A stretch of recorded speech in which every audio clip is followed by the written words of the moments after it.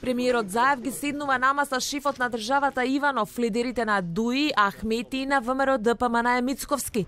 Ке репортира за името, предлогот на Нимиц, како и за впечатоците по утрешниот состанок со грчкиот колега Алексис Ципрас.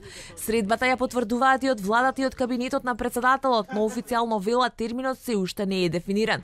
Неофицијално пак најверојатно средбата ќе биде в сабота, што веќе е начално договорено меѓу Заев, Ахмети, Иванов и Мицковски во собранието при посетата на генералниот секретар на НАТО Јен Столтенберг.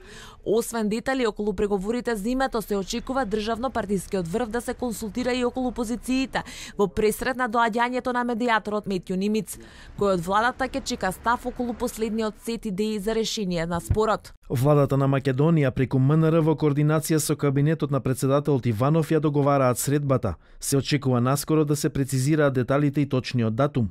Речи се идентичен став и од кабинетот на председателот. Оттаму велат Иванов ќе присуствува на состанокот која ќе се усогласи тајмингот. Министерството за надворешни работи иницира одржување на координативен состанок со цел да се информираат релевантните политички фактори во Република Македонија за предлогот на амбасадорот Метју Нимиц, кој произлезе од последната средба со македонскиот и грчкиот преговарач во Њујорк.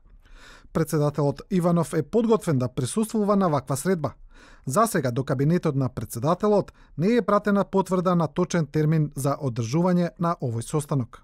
Потврда за присуство има и од ДУИ, од ВМРО ДПМН пак не коментираат. Првичниот план според партиски извори бил состанокот да биде во неделата, но според истите извори лидерот на ВМРО ДПМН Христијан Мицковски имал други уврски и не можел да присуствува, пошто средбата се одложила.